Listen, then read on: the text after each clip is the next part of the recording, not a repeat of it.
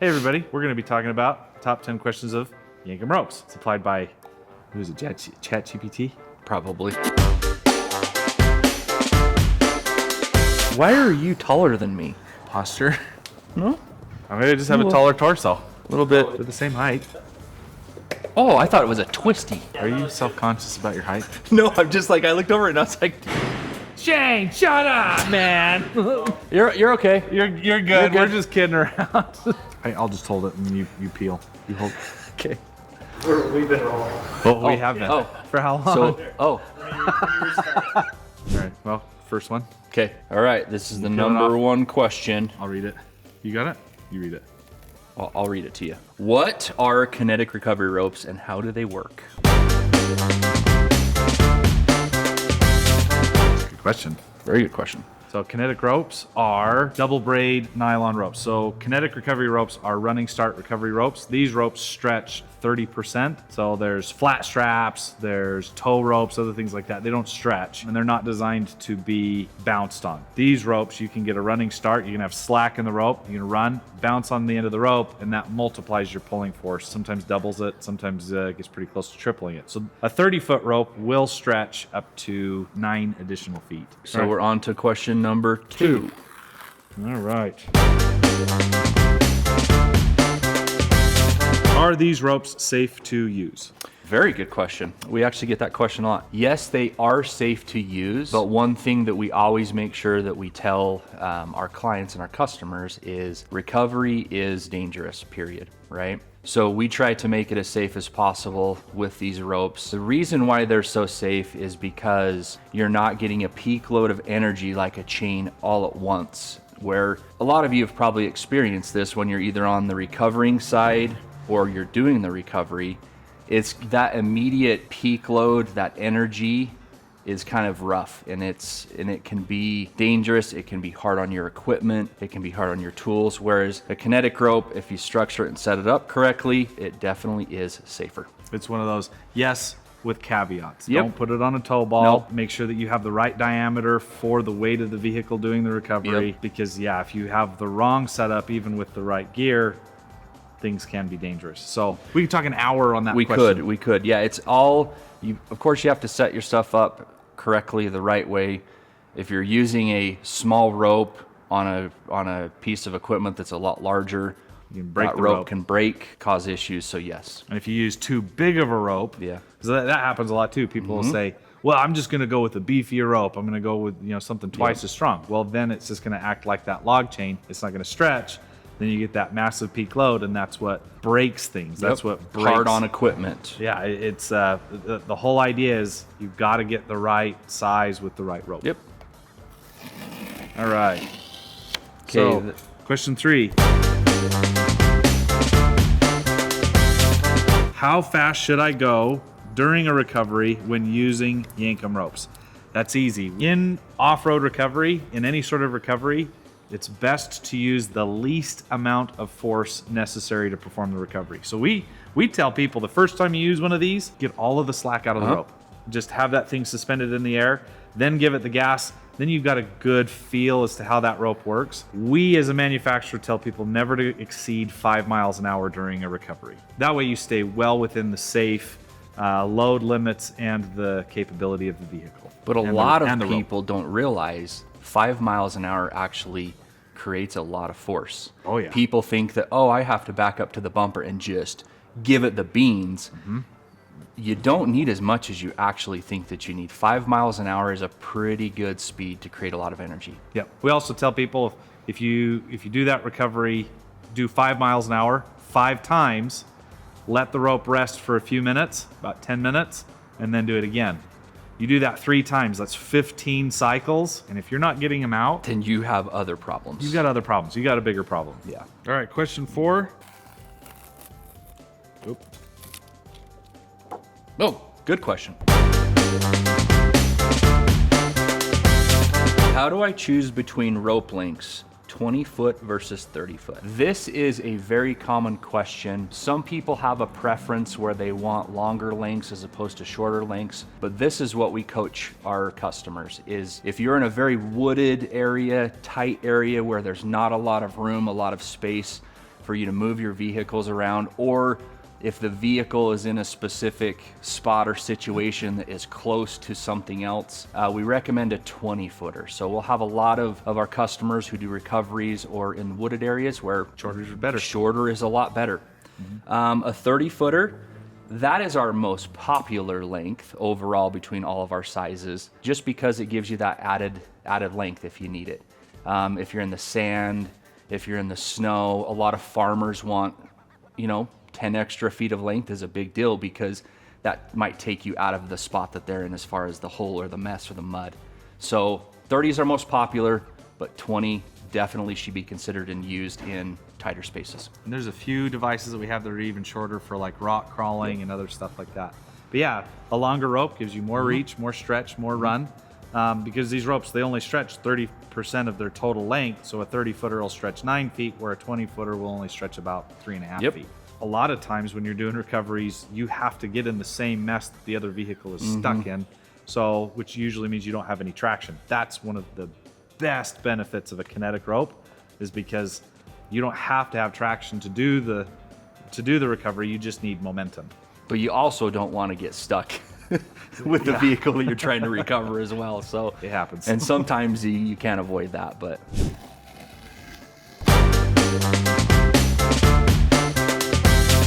Where do I attach the rope on a vehicle? There's a lot. There's a lot of places where you can. There's a lot of places where you really don't want to. So we only recommend factory recovery points, and if you can, attach in multiple places. So it's better to distribute that load over as much surface area as possible. So one of the other things that we manufacture is a bridle, so that then you can hook up to 2 different recovery points. You've also got to pay attention to, not all recovery points are created equal. Those screw pin bolts. yeah, I was gonna say, what if I have a Subaru and I have the? Yeah, don't use a kinetic So you're rope saying on I that. can't use that? That thing's going to turn into a projectile. You're going to tear that thing right out. And then some bumpers will have things that look like recovery points. It doesn't mean it's a recovery point. You need to check. They might be welded to an 1/8 or 1/4 inch little piece of metal. That's Make sure it's welded to the frame or bolted to the frame. It's not just a aesthetic. Yeah.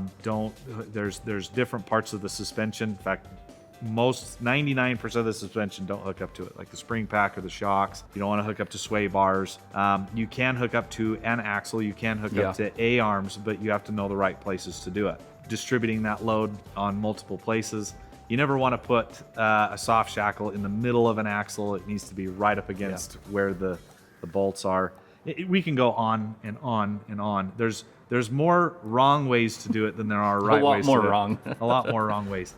But the best possible thing is center of vehicle, especially for the vehicle doing the recovery. Vehicle doing the recovery should be driving in a drive gear, moving forward, pulling on the back bumper. We see a lot of issues where people have tried to do a recovery in reverse. Well, your ring and pinion is weaker in that direction, and so a lot of times people have pulled really, really hard and have or broken. they turn their wheel when they're backing up, and it can destroy a lot of things. You can break axles, you can break differentials, you can roll doing that. There's lots of things to pay attention to there. So making sure that the vehicle doing the recovery is in driving forward, pulling center of mass off of a receiver toe point, not a toe ball. All right, number 6.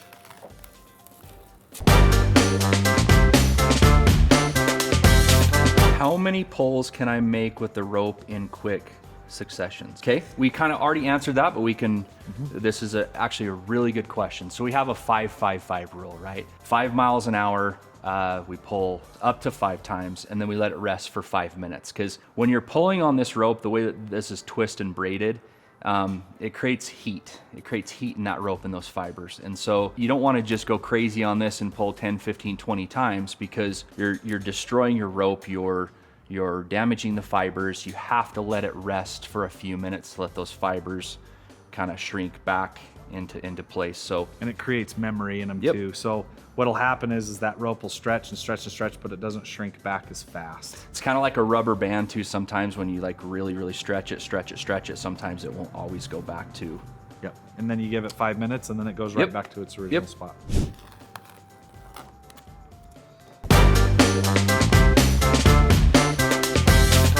can you pull from an angle or in reverse? Which we kind of talked about that again already. So pulling at an angle, avoid it at all costs. You can put yourself, depending on the angle your vehicle is on the terrain, if you pull at an angle, what'll happen is that depending on your center of gravity, it will roll the vehicle. And We've seen some crazy videos yeah, of that happening, especially like when people get, you know, on a freeway or something and they're trying to pull it off of an angle on a, there's a lot of bad things can happen. it's all about get home-itis. Yeah, right? you're right. And You're right. It's just, you've got to stop, you got to slow down, you got to pay attention, evaluate the situation, evaluate the terrain, and evaluate the conditions on the ground. So, and that has to do with not only the terrain of elevation, but also how slippery things are. Physics, they are laws, and they are unforgiving. And then also pulling in reverse. Don't pull in reverse. If you have to absolutely pull in reverse, do so very slowly, very carefully. Try not to turn or do crazy things when you're pulling in reverse, because it is really hard on your equipment. Yep. Really hard on your vehicle. Blows up differentials, and if you turn the steering wheel, that's how you're going to break an axle really fast. All right, so question number 8. All right. That was a really slow pull. Is slow reveal.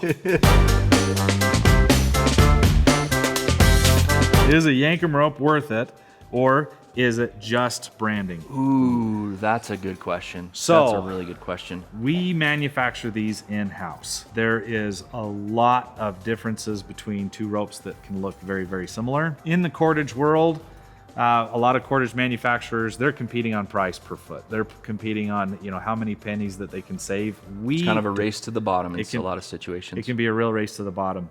And now here's the other thing too. I think we should talk American and we should talk foreign. Absolutely. So foreign, okay, that's a whole nother thing. And yeah, there's a huge difference. It can be a tight race for American cordage, and we're just gonna talk on the American side. I'll tell for a half second on the foreign side, they're not using the right nylon. A lot of times they're lying about minimum braking strength. They're actually using a maximum braking strength to call up a more impressive number. A lot of times they will use a larger cordage and call it a smaller cordage. It's just a huge lie. They'll use dyed nylon, dyed, which weakens the fibers. Yep. And then instead of using a dipped eye, they're going to use a chafe sleeve. With some of our competitors that are American made as well, we are the only ones that manufacture the cordage in-house. And because of that, we've taken some time to dial in the core, dial in the jacket, so that then we have a higher performing rope. This rope is stronger, it's more durable, it's going to last longer than anything else on the market. I think another thing is, if you were to walk through and see the manufacturing process, which we do have videos about that, but there are 3 to 5 different stages in making this rope. And so from start to finish, this rope can take up to 5 days, maybe even more depending on drying time. So if you start calculating all that time and attention and expertise into that rope, it's worth it. It's more than worth it. And if you take care of this rope, you should get hundreds of cycles out of it. We've got YouTube channels that one's got over 600 cycles on it. Matt said that on one of his And he said one he of can his still commercials. use it. Yeah, he still has it. Yeah. Sand toe. I talked to John. He's got a rope that he's cycled over 300 times already. And so that's commercial use. These are not just for the quick sale. We build these ropes for commercial use with premium grade product, premium grade ingredients. There's, sorry, not premium grade. We're not a baking show. I'm not Great very flour. good at this. Yeah, we use the very, very best raw fiber coating, everything that we can find to build this rope so it will outlast. It happens pretty regularly, 2 or 3 times a month, where they're like, yeah, I broke the Amazon rope. Yeah. I should have just bought yours. It's buy once, cry once. Well, and I think the main question that people should ask themselves is, you are pulling on a large mass. It's a big object, right? Like we said before, it's dangerous because you're doing that. We can make it a lot, safer, but there's lives at stake in some of these situations. So you definitely want a rope that you can count on, that's produced the right way, the attention's been put into it. For me, that's safety and peace, and that means if it's an extra 30 or 40 bucks or 50 bucks for that, I think it's probably worth it. In a lot of cases, when people are buying with their wallet, it's really not a big price difference. No. Okay. You did the there you go. Oh, did I do the last one? Yeah, because you did it slow. Okay, I'll do right. this one faster.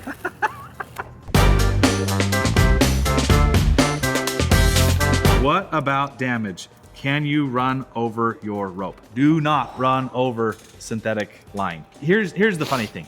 This stuff is really, really strong. I would say it's ours is the strongest per diameter on the market. All of our stuff, all synthetic line is strong in one direction. The Achilles heel of all synthetic, whether it's winch line, nylon, is abrasion, pinching, compaction, and knots is another really, really big one. And that happens a lot with like the whole get homeitis, right? Yep. So people will just dump the rope out of the bag, hook up one end to the recovery vehicle, one to the stuck vehicle. And not pay attention. Not pay attention, run, and they got a big old rat's nest it's a knot that's been set with about 5,000 pounds of force. You're not going to untie that. So if you do run over your rope, we definitely advise you to not use that rope again. And it for a lot of people, when that happens, they're like, oh, it's no big deal. It looks fine. I can massage it back into looking like it looked. You might be able to do that, but that still doesn't mean that the rope is perfect. And let's classify running over the rope. There's different conditions. Sand and... So if you're running over, like if you're on a sand dune, and the rope is just sitting on the sand and you run it over, there's the train. He knows when we're filming every single time. Having a rope laying on the sand and then running it over and it's just bottomless sand on a sand dune, you're not going to hurt the rope. You will be forcing, sand and stuff into the rope, which over time will weaken it. So make sure to brush it off the best that you can. If you're in motion and you're on a hard surface like rocks or compacted dirt or asphalt, at that time when if somebody were to run over that rope while the rope is in motion, there's a very high likelihood you'll actually sever the rope at that moment. Okay. Number 10. You read this one. How do I clean, dry, and store my Yankum rope properly? That's a good question. So we've actually designed our bags to where they're waterproof, and you can. So what we recommend. Water resistant. Waterproof. Yeah, that's probably the wrong word. Water resistant. So you did a couple different ways. Put the rope in a bag or in a 5-gallon bucket. You never want to spray or pressure wash the rope. We actually have had that asked quite a bit. That will definitely damage these synthetic fibers, so you don't want to do that. If you're too close. Too close, yeah. You don't want to do that. Could cut it, fray it, damage it. Put it in a 5-gallon bucket. I would put the water already in there, then drop the rope in the bucket. Agitate it a little bit. Some people will use a little teeny bit of soap. I don't know if that's necessarily recommended, but you can use just very, very little Dawn soap. Yeah, just a couple of drops. Small amount. Agitate it a little bit, pull it out, let it dry. You don't want to let it sit out in the sun for long periods of time as well, because that will also damage the fibers. So you can sit it out for a little while and let it dry. It's not going to damage it, but if it's long term, you don't want to do that. Now, we do have UV blockers in the coating, but they are UV blockers. It's like sunscreen. It helps to a certain point. If you leave this thing out on a hot summer day for a week, you're going to start damaging it. If it's for a few hours just to get it to dry, that's perfect. It's fine. You're totally fine. But yeah, we've had different farmers that will, just throw it in the back of the truck and it lives out there all summer long. Or leave it on the back of their tractor and leave it there for months and months and months. And it still works. The UV blockers help a lot, but you're definitely going to get more life out of the rope if you store it in the shade. These are good questions. These are great questions. Hopefully that helps in some of your decision making. And and also too, feel free to give us a call at any point in time. We're more than happy to answer a lot of questions. If you go to our YouTube channel, Instagram, there's lots of information there as well too. Yeah, we love when people call us and ask us, just because education's massive in our industry. A lot of people don't even know what a kinetic rope is, so when they go to use it, sometimes they have no idea what they're doing. So we love these questions. They're awesome. Thanks for listening. See you next time. See you next time.